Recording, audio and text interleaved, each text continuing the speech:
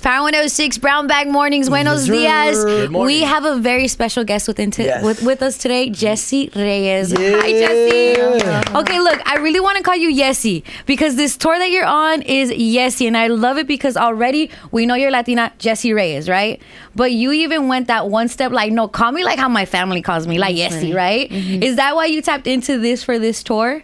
Yeah, it just felt right when we were talking about album names. Mm-hmm. I mangled this story the other day, but Jeremiah, you had the ring, right? And we were talking about titles, and I was like, "Oh, you gave me the ring for my birthday, right? He gave me a birthday ring, yes, because people close to me and family calls me that, yeah." And the album title name was supposed to be something else, but then I looked at the ring and it kind of clicked, and I was like, "Oh, fuck it, let's do this. Let's do it like this." Yeah. That's I think fire. My name is Letty. I used to go like by Ricky on the radio, and it was a nickname given to me. My PD was like, "You give me like unisex energy, so I'm gonna give you like a unisex name." It was really weird. But I was like, I don't know what that means. I'll take it as a compliment. It could be like a little tomboyish or whatever. Yeah. But then I never felt attached to it. Because I don't know, Ricky, no me lo dieron de cariño. Like, my mom didn't give it to me. I didn't do a Ricky thing and turn into Ricky. You know what I'm saying? Like, oh, what you're doing is so Ricky. Like Ricky Martin. Yeah. Wow. Vida loca. Okay. So then, after I had left that station, I was like, I want to go by what my family knows me by. They know me as Letty. To me, when you know Letty, you know me, you know? And already, Jessie, you're vulnerable in your music. Your fans know your ins and outs, your ups and downs and all of that. You made a point of that. Are you getting into this? Like, is there even any more depth to that? It's crazy because you give a lot, you know? And it's like, now let me let you guys even more. Mm-hmm. Nah, the deep end is the deep end. We there. We keep it going. Yeah, no shallow waters over here. Yeah. I knew you were deep when you came out with a poetry book. I'm like, oh, okay, she's me. Bruh. Jessie, you don't know, but my life was like, dude, I can vibe with her so much. I remember 8th grade, I was moving from middle school to like another city, and I did like a whole like mini funeral as a poem, like, oh, this part of me is dead with my friend. She never told us like, that. Yeah, I typed it up. I'm old, so we had like the computer with no internet, nothing. It was just like on Paint and on Word. Yeah. Like, I did this whole thing where like, oh, the old me is dead with you, and I will be here forever in memory. It was just going to another high school, right? That was definitely me. My melodrama started early. Early, right? Mm-hmm. Did you write poetry earlier? Did you read poetry books earlier? What was that this needs to be my outlet? I started really early. I was bad in school. Like, I just got in trouble a lot, and I remember the only time that a teacher ever called my house with good news was my grade 8. She ended up being 7 and 8 teachers. Her name's Mrs. Hidden, and she went out of her way to call my parents and be like, hey, I don't know if y'all know, but like, she's really good with words. She's really good at English. She went out of her way to do it. And honestly, as a Latina, it meant a lot too, because my dad helped me out with homework, with like science and math and shit, and like things that are más universal. Yeah. But con el inglés, obviously not. You know? So I'm doing my own thing. So it's not like they were aware or like they knew to the extent that I was showing cards early. Yeah. You know? Anyway, so she went out of her way and express that to them, and she shouted out in the book. She's like part of it's part of, I said thank you to her. Because when your parents found out that you were like into the poetry and writing, like what was their approach? Because I know like Latino households, a lot of the time it's like work, and like, you know, we kind of like, not everybody, we kind of like grow up on our own, you know. So I was just wondering, like, what did they do to help push that? Like, that's funny you say that, like, grow up on your own in terms of a new culture. Like, we don't have, it's crazy, people don't know this who don't experience it, but we don't have that unless you have an older sibling. And even the older sibling isn't going to come well equipped with having the generation prior to giving them the ins and outs. Because we go in not knowing shit about this new culture, this new everything. Not a thing. And so you have to just morph and blend and learn trial by error. So they were kind of like, cool. But like, ¿qué es eso? They were kind of like, they honestly, but I've been really lucky to come from a household that was very open creatively. So despite us having like wicked rules in terms of like no sleepovers, no boyfriends, cuidado con contestarle mal a tu mamá, cuidado con esto, pilas con eso. But despite all of that, like, well, my mom was more chill with that for me, to be honest. I got really lucky. I know. I got really lucky. I couldn't tell my mom or dad I was bored. Oh, you're bored. Oh, go get a broom. Go clean. I was lucky. Well, actually, I was lucky on behalf of my mom. My dad, he was a little different. Well, that's another story. Anyways, hold on. I got to focus. So,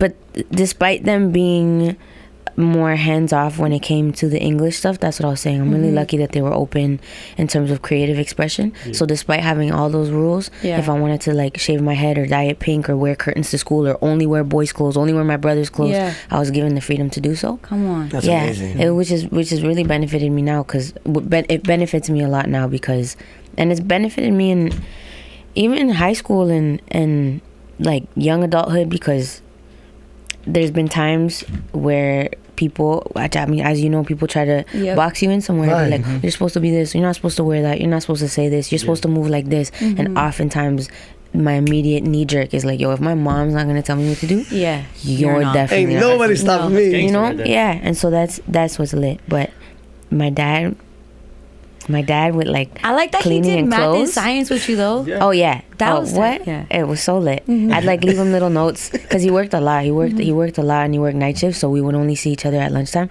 So another thing, I never did lunch at school, because the only time I would see my dad in the day was at lunch. So every day, it was really dope. That's an amazing bond, though. Yeah. My parents are like my best friends. They are my best friends. Yeah.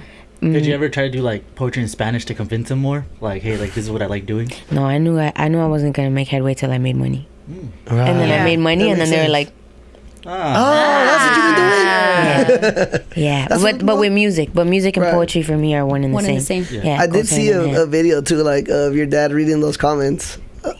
And it's such a funny video, and it's just like, for me, like, you know, when I show my dad like technology things, like he is not hip at all. So just seeing like your dad read and just be like, oh wow, like it was really cool to see. Yeah, he'd be scrolling, he'd be cackling, man. No, I think that's true. What you said about, if they didn't tell me no, you can't tell me no. That, and I wish more people knew how important, like, and like I'm a mom, Maximo's a dad, how important our talk to our children are, because even out of cariño, out of love, you might hold your child back and you don't even know it, where you're so careful, like, oh, don't do that because this can hurt you. Or even if your child says, hey, I want to be an actor, right? And you're like, no, because this, you even saying no kind of even tells them in their head they're limited. You know, when you said however you wanted to dress or however you wanted to do, they would allow that. Then that becomes your, I guess, confidence to the world. Again, done out of love. Done out of, because like, hey, no, don't do that. It might draw attention, or you might get your heart broken and all of that. It could limit what your child, even like the self-talk they have for themselves. That to me is super important, Jessie. 100%. And it's, you know what's cool is the fact that when you are being open, you're being open about heartbreak. You're being open about like the dramas in your life. You're being open. I think it's Gown on the poetry book, when you're like, I wear what you did to me like a big bright pink gown, like everyone knows, people that know you and know me know that I did this. Like, to me, if I was your mom reading that, I'm like, who hurt my daughter? Or if I was your dad, like, how did this happen? But even being able to like put that pen to paper and say that, like, I don't know, it's just a vulnerability that I'm wondering if it's like you on your own discovered that, or if it's something that your parents allowed you to kind of like express yourself that way. It's definitely cultivated at home. I feel like I owe, and I didn't realize how rare that is. I didn't realize how rare that was until like I kind of went out into the world more and saw people's reservations. Yeah. And I was like, oh, interesting. Because that wasn't to you. That wasn't it. To you, that's not the normal. Yeah. But also, I feel a lot more freedom in English. True, because if I was writing it, I feel a lot of freedom in English when it comes to wanting to not guard it and not a divide, but just not add extra worry, because parents worry as is. Yeah. So I don't want to give my mom like extra things, even though she has a front row seat and so does my dad to like what I'm going through and what I go through. Yeah. But still, it's even in songs like. It's easier to be a little bit more frank in Spanish and English. You know what's tight, Jessie, is like there's these artists that our generation, like my generation and my parents' generation, can attach to. Like, for example, like I'm Mexican, I love Banda Machos a lot, right? My parents loved it when I was growing up and I love it now.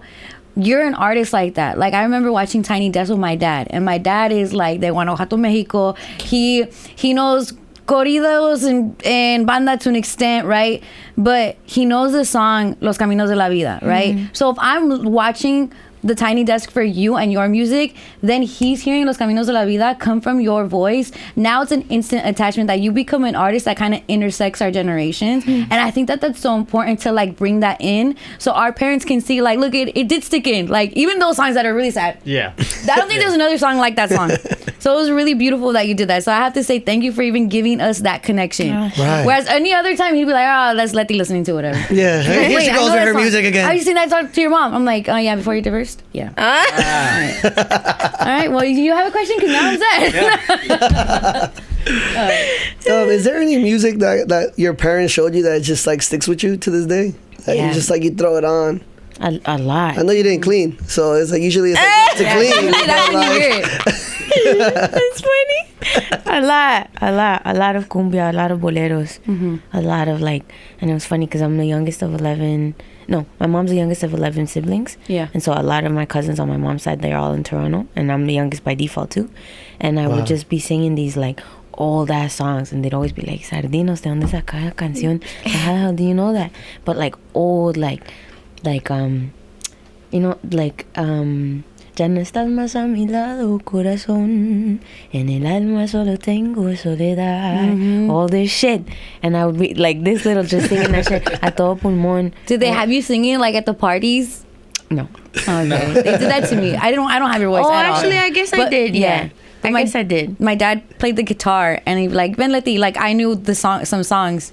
Definitely don't have that voice. I don't even try. But you kind of turned into like this little show of and now for the main attraction, Jessie. Yeah, I would definitely do shows. I would definitely do shows. But my shows there was a range. I don't know why and where the hell this came from, but there was a range. Like there's times that I'd be like, okay, I'm gonna hacer una misa, and then I'd be I don't know where this came Misa? from. Una misa. And my mom and she would tell me, she's like, we would try not to cackle because we'd want to just like, okay, express yourself, whatever. Yeah. And you know, in the part of church, in Catholic church, where they go, and I would start doing that. No way. And they follow too. I like it. Everybody in the party just has their hands up and stuff. Yo, and the crackers, like the wafers, like la hostia, ¿no? Yeah. Como eso en inglés, Yeah. but la hostia, like I'll get crackers and stuff, and I'd be like, cool. And then there'd be another one where I'd be like, okay, today we're on a TV set. Like the range was very wide. I love for it, the Jessie. shows that One I day you're at church, random. they say it's a TV show. Yeah. I love it. Yeah, it was just it was a show. It was a spectacle, a show, a dance show. So, yeah, it was just the range was very wide. Do you think you would do that now if you had like that type of thing? church? Like, yeah, a church. Try motivational speaking. I know you did the TED Talk, and I think that's really scary because low key, you have to be up there in front of people. And I've done a TED Talk before where you need to add in some type of like data or some type of study, right? And then kind of tell your story along that too. Was that at all like intimidating to you? Hell yeah, girl. What? That's trippy. No, for real. Yeah, so nerve-wracking, especially because like you walk into that world and your immediate thought is like, oh, I'm in a room full of intellectuals. Oh my god, I gotta be smart. I gotta be smart. Math, Can't science, fuck it up. please. Yeah, I was My practicing. Colombian ancestors, please. I was rehearsing over and over and over and over. I was in the shower. If anyone was in my hotel room, they're probably like, she's schizophrenic. It was just like, Just find yourself. yeah. It was so nerve wracking, but it was an honor. Yeah. Like to be able to say I've done that is just something I'm proud of, and yeah, it was nerve wracking. Yeah. I remember I was so nervous. Yeah, he vouched. I was like, That means you're stressing them out. Yeah. most nervous. So funny though, because then when I was practicing, like you do kind of like a sound check prior to, and I'm used to. Luckily I'm used to being on stage. I'm used to like moving and taking advantage of the space, because what you don't want usually when you're performing or when you're singing, you don't want like stationary for an hour. Like hello, move. Right. There's space. And so that's my reflex to move. And my manager was sitting next to this lady, and they didn't know, like she didn't know who he was. Yeah. Right? And I don't know if she was talking out loud or talking on the phone or whatever, but she's like, she's moving too much. Would she think this is a rock show? Whatever. And then my manager, did you say like, Bruh, no way. did you end up exposing who you were? Yeah. Yeah. So and then she was like, Yeah, she's like, oh, she just needs to like. Yeah, she like she just tapered makes back sure her she shit. wanted. Yeah, and then I saw her in the bathroom after, like I saw her like 20 minutes after. I walk out and I see her and I started laughing, and she's like, you did great. And I was like, Yeah. not the collective. Yeah. How about you? Damn, Jessie. Yeah. Man. I so want to talk funny. about being Colombian in Canada, because there's a I'm assuming there's a big community. A lot of times when we immigrate, like it's because we know someone that has like that's in this certain city, and a lot of times the different parts of like I guess different countries like they kind of huddle in a new like area, right, together. Is that where it is in Canada? Is there like a big Colombian, I guess, hub out there? Yeah, I mean not just Colombian. It's a wicked melting pot. Yeah, like, there's a lot of everything, everyone from everywhere. I'm wondering just because we're Americanized that we like and even just Latinos in America.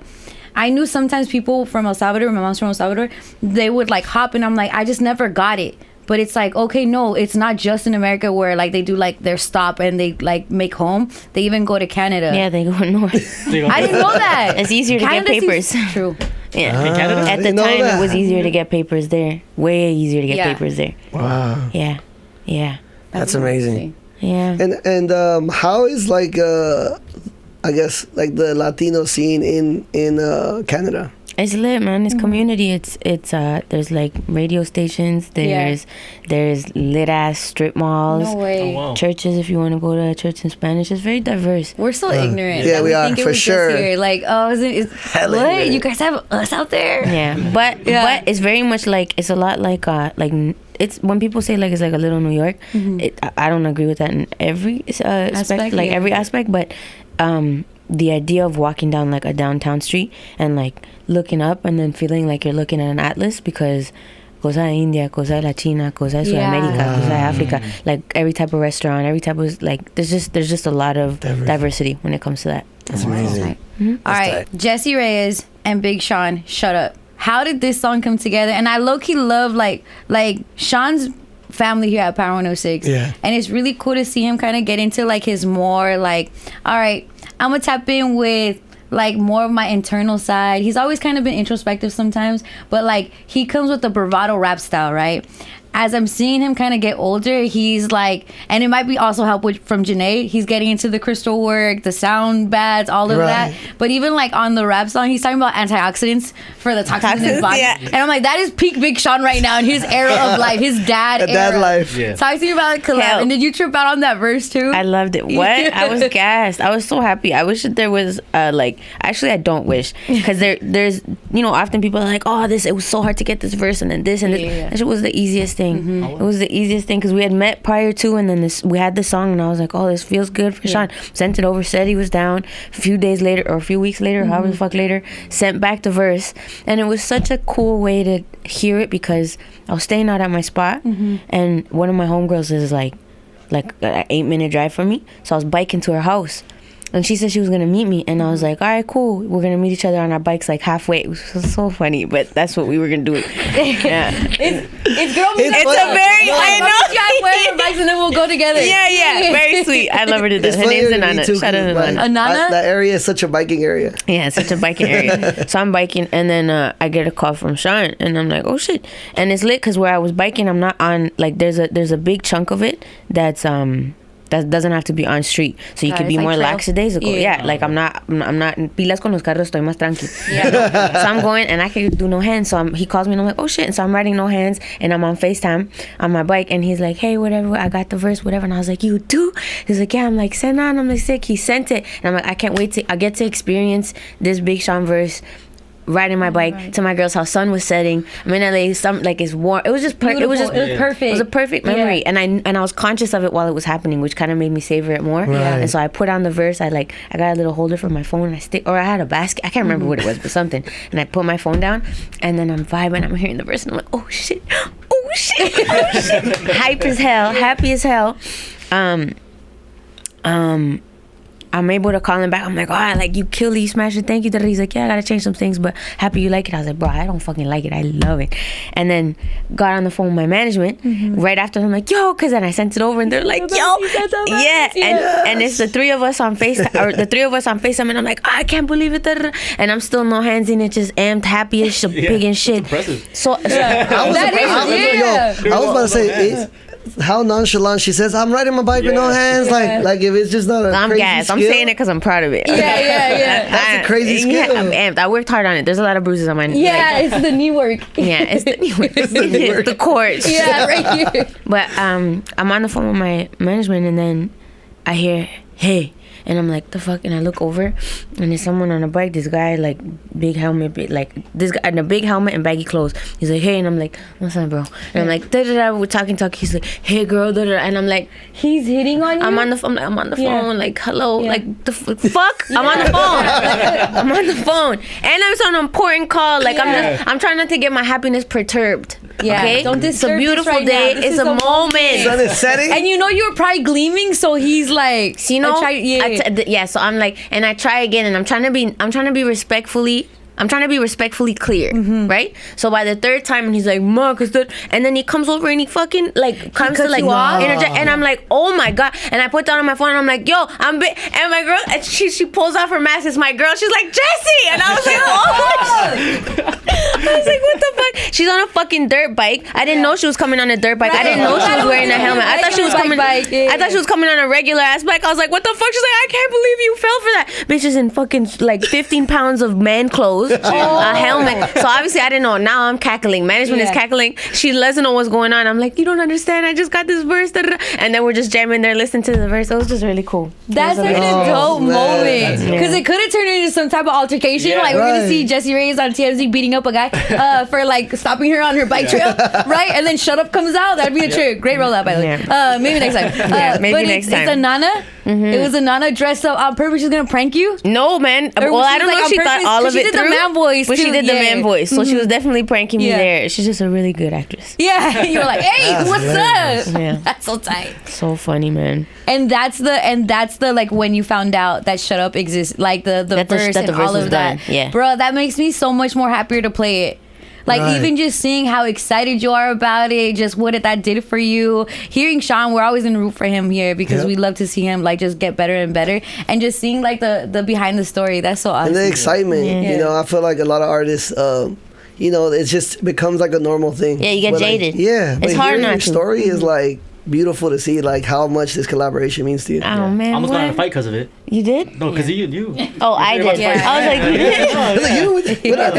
What happened? What was Sean saying this whole time on the phone? Like, damn, I'm about to get... No, because I switched, because I had gotten off the phone and I got on the phone with them. Yeah. They were kind of oblivious. They were like, what's happening? What's going on? Yeah. I was just piping off on somebody. Hyping up. Anyways, yeah.